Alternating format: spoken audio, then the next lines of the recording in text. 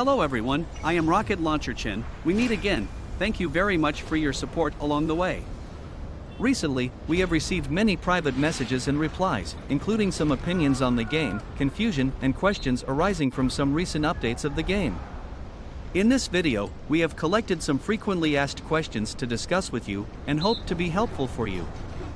The first question: new officers have been added to the game. What do you think of the new officers? Answer: the first is the new officer who I think is the most valuable to introduce, Saber of the Nation. Many players have some disputes about this officer. At first, we didn't know him well.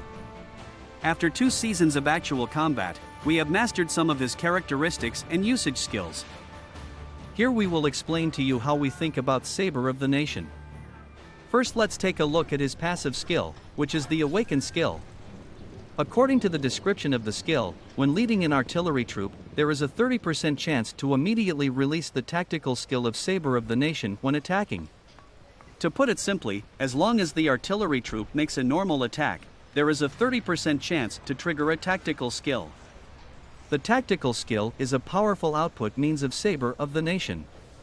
We can draw a conclusion from the actual combat test of Saber of the Nation that in a siege or field battle, the ratio of damage dealt by normal attack to officer skill is between 1:2 and 1:3. This ratio will fluctuate with different officer combinations. With such a high skill damage, a normal attack that can trigger a skill damage will bring very considerable benefits. With such a characteristic of Saber of the Nation, we think he has a very strong expressiveness in the artillery troop. Correspondingly, if you want to get him, you need a price, that is in-app purchase. The high investment and high output of Saber of the Nation is acceptable. Next, let's explain how to maximize the return of this highly invested officer. Let's take a look at the other skills of Saber of the Nation. The passive skill, Stronger with Age, is a defensive skill. The DMG resist can be increased by up to 15%, which is a relatively weak skill for the artillery troop, and it will not bring any buff to our DMG. The second skill is Armor Destroyer. This officer's artillery troop increases DMG to helicopter and tank troops. The full level is a 20% buff. This buff has no effect on siege, but it is a good buff for field battles. The third skill is Target the Weak. This skill is similar to the Execution skill. When the enemy's HP is lower than 50%, DMG dealt increases.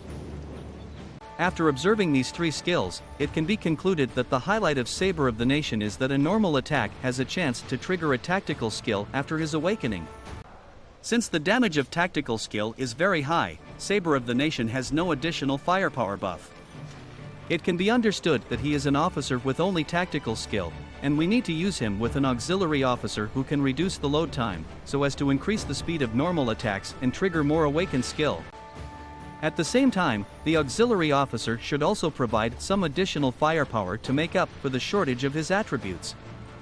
After our various tests and observations, War Machine is the most suitable candidate.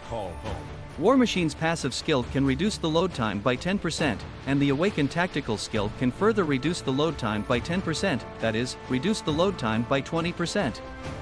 If the unit used by the artillery troop is a rocket launcher, the load time can reach less than 2 seconds, or even faster. Because there is another tech that is of great help to him. Among the artillery tech, there is a God of War tech.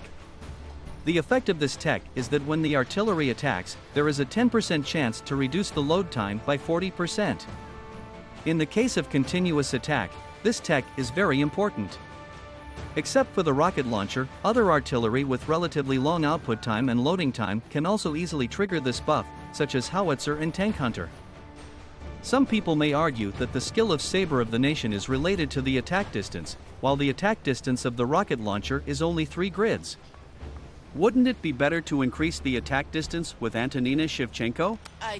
In fact, the damage increase brought by the attack distance of this grid is very small, and it is not as helpful as reducing the loading time. A higher trigger probability of triggering Awakened skill will also bring higher DMG, especially I recommend matching with the rocket launcher. The effect of increasing one grid is not obvious. If there is more than one artillery troop and there are enough resources to upgrade this artillery, then we recommend using Saber of the Nation to lead this artillery troop. Because under the buff of high-speed loading, he can bring very considerable damage, and his DMG will exceed your imagination. The above are our opinions on Saber of the Nation. The second officer we are going to introduce next is Argent Flame. This is a very good officer. Here are a few key points to focus on introducing him. The first advantage, its acquisition and upgrade costs are very low. It can be acquired directly after the server is open for 300 days, and the skills can be upgraded by Gold Officer statue, which is very cost-effective.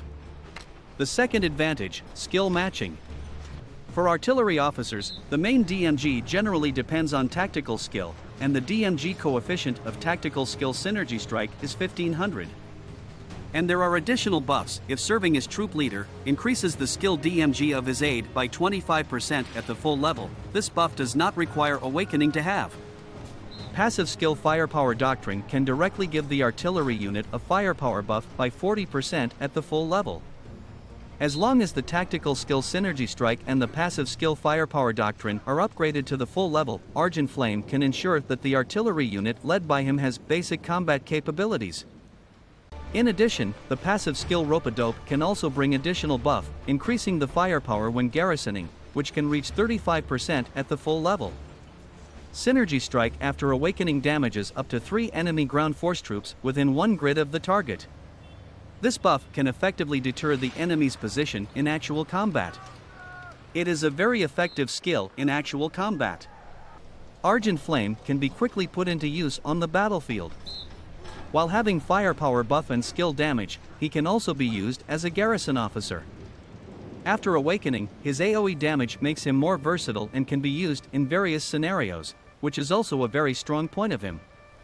It is very worth recommending to train, and it is one of our key officers in the near future. Based on our understanding of artillery officers, what is an excellent artillery officer? What skills should he have? First, he must have the ability to increase firepower. Second, tactical skill with high DMG coefficient is required. Third, it is best to have additional DMG buffs. If these advantages are combined in one person, then this would be a very good artillery officer. That is the new officer to be introduced next, Eye of Providence. Eye of Providence already has the 3 advantages mentioned above before awakening. After awakening, he has a new passive skill that increases skill DMG dealt to bases by 40% for all officers in the troop. This means that there is a huge DMG buff when attacking the enemy base. Assuming that he is Aid and Argent Flame is troop leader, the skill combination of the two can play a combined effect, and it will deal very high DMG when attacking the base. Eye of Providence will be the hottest artillery officer in the current version, and also the strongest matchable officer in the current version. So this is the end of this video. See you next time.